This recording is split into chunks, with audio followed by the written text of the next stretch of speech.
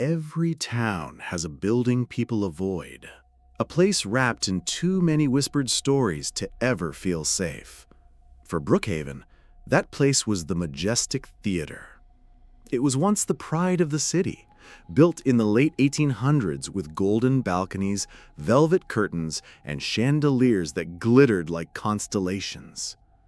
People traveled from miles away just to see a show inside the Majestic. But that glory ended one night in 1926. The theater had been packed for the premiere of The Tragedy of Kings, a grand production that promised to make history. But halfway through the second act, smoke began to curl from the rafters. A fire spread faster than anyone could escape. Screams filled the hall as the curtains caught flame, the seats turned to ash, and chandeliers crashed from above.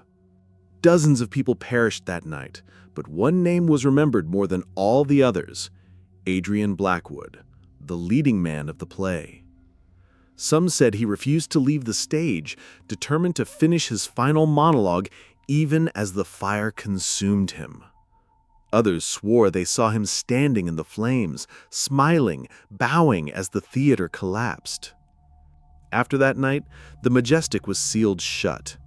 The city declared it unsafe, but rumors spread of a darker truth, that Adrian's spirit never left. For decades, people passing by swore they could hear faint music drifting from behind the boarded doors. Sometimes, if you stared too long at the cracked windows of the upper balcony, you might see a figure in a mask staring back. No one dared to enter. The Majestic stood like a tomb in the center of the city, a monument to tragedy, silence, and shadows. But one day, almost 100 years later, someone decided it was time to reopen the doors. And with that decision, the ghost of the theater would stir once more.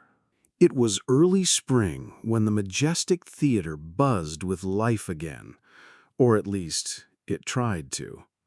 A group of young actors and a determined director, Eleanor Hayes, had decided to restore the old theater. They saw its decay as charm, its darkness as drama waiting to happen. The townspeople watched from behind their curtains, whispering warnings. "Don't go inside after sunset," Mrs. Langley muttered to anyone who would listen. "The theater remembers. It always remembers." Eleanor ignored them. The group laughed nervously as they stepped through the grand doors, their boots echoing across the dusty marble floors. The chandeliers hung like skeletons above, covered in decades of soot. Broken seats lined the stage like silent witnesses to 100 tragedies. At first, everything was work: dusting, clearing debris, arranging props. But from the very first rehearsal, strange things began. Footsteps echoed when no one walked. Curtains moved slightly, as if tugged by invisible hands. Mirrors in the dressing rooms reflected shadows that didn't belong to any actor in the room. And always, just behind the stage, in the upper balcony, a figure could sometimes be seen, a tall man in a mask, standing perfectly still, watching. The actors laughed nervously, blaming fatigue and imagination, but each of them felt the same chill when the masked figure appeared, and each of them felt eyes following them even when the theater was empty. And the building, silent and ancient, seemed to breathe around them, waiting for something or someone to trigger the memory of the night it burned. It started quietly, almost imperceptibly. A week into rehearsals, one of the actors, Marcus, vanished. One moment he had been adjusting the lights above the stage. The next, he was gone. The others called his name, searched every dressing room, peered into the basement and behind the curtains, but Marcus had simply disappeared, leaving only the faint scent of smoke behind. Panic rippled through the troupe. Eleanor tried to stay calm, insisting that he had left to play a prank, but deep down she knew better. There was something alive in the Majestic Theater, something that didn't want anyone to leave. Then, strange reflections began appearing. In the mirrors of the dressing rooms, the remaining actors occasionally glimpsed a man in a mask, reciting lines from The Tragedy of Kings, lines no one had spoken yet. When they turned, the mirror showed only themselves, alone. The theater seemed to have a pulse. Footsteps echoed even in empty corridors. A cold draft whispered across the stage. Doors closed on their own, locking with a definitive click. One night, Eleanor stayed late, determined to document the strange occurrences. As she walked past the balcony, she felt a presence behind her. Turning, she saw the shadow, a tall figure, masked, standing silently among the empty seats. It lifted a gloved hand toward her as if beckoning and whispered, "Welcome to your final act." Eleanor's scream echoed through the theater, bouncing off the walls, but when her colleagues rushed in, the shadow was gone, and so was she. From that night onwards, the Majestic Theater was no longer just a building. It was a trap, and it was hungry. After Eleanor's disappearance, the remaining actors were terrified but unwilling to abandon the theater. They told themselves it was their dream, their chance to revive the Majestic, and they clung to that hope. But the stage itself seemed to resist. The upper balcony, the place where Adrian Blackwood had last performed, was always cloaked in unnatural darkness, even when all the lights were on. No one could explain it. Sometimes shadows would shift across the balcony, forming the outline of a man in a mask. And whispers floated from the rafters, lines of dialogue, cries for help, and soft, sinister laughter.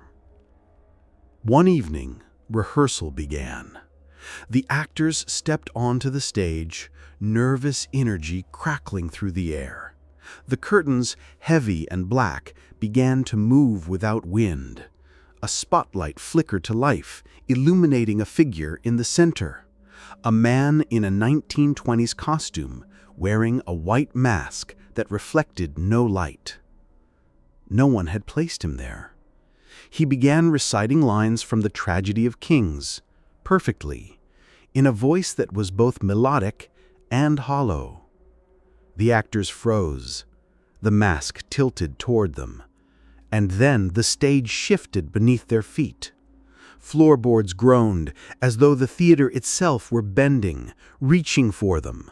Panic erupted. They tried to flee, but the backstage doors slammed shut.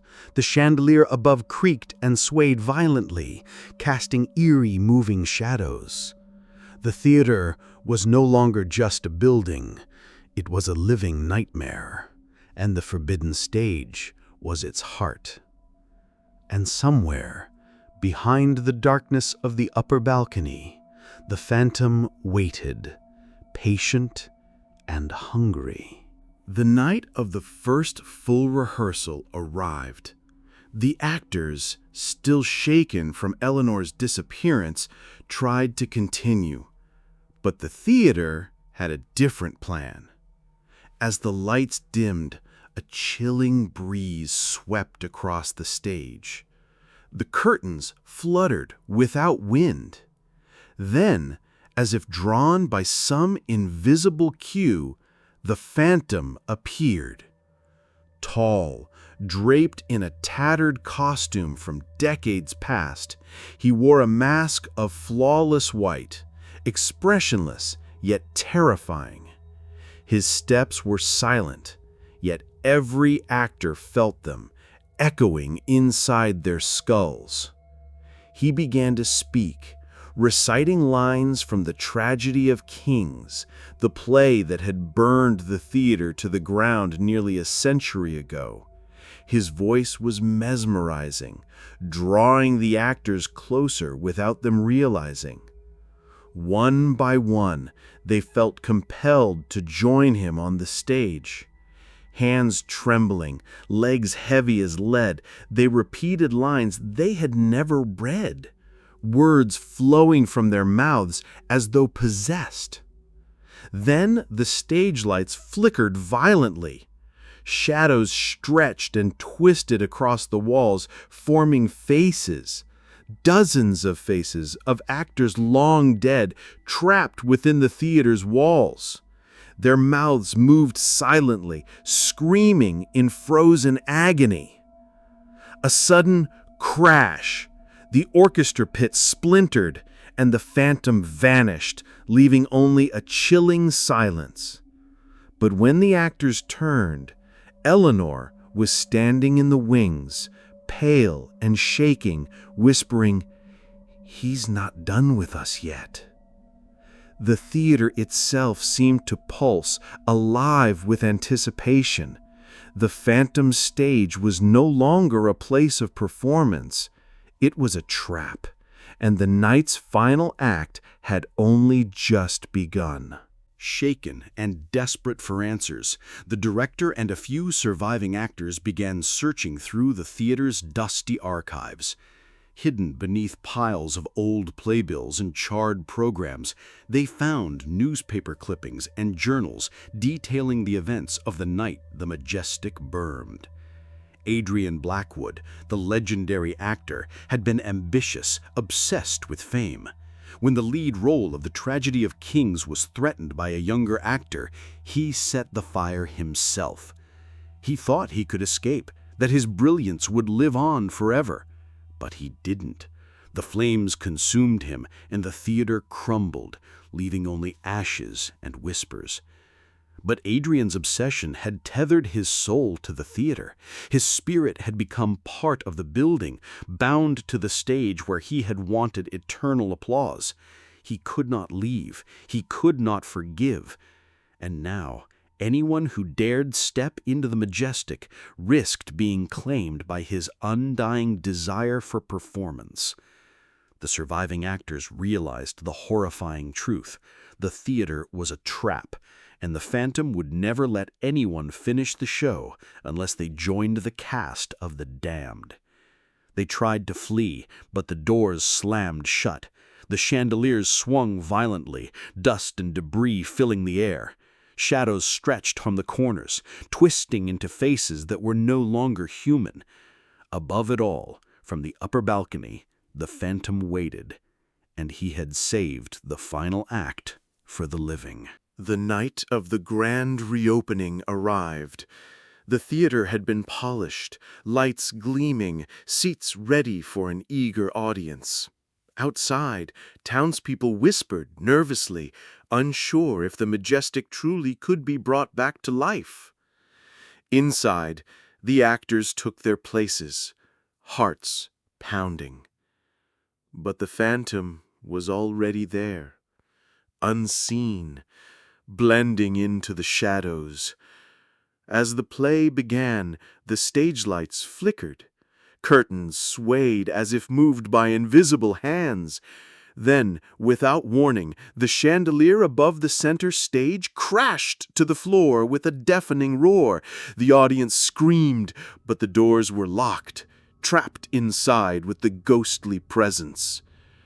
From the upper balcony, the Phantom appeared. His mask gleamed under the stage lights, his voice echoing through the theater as he recited lines from The Night of the Fire. One by one, the actors froze, their bodies moving of their own accord, lips whispering words they had never learned. Suddenly, the stage floor split, revealing a fiery glow beneath, a mirror of the inferno that had destroyed the theater decades ago. Spectators felt themselves pulled toward the stage, entranced, unable to look away. By the final bow, the Phantom stood alone.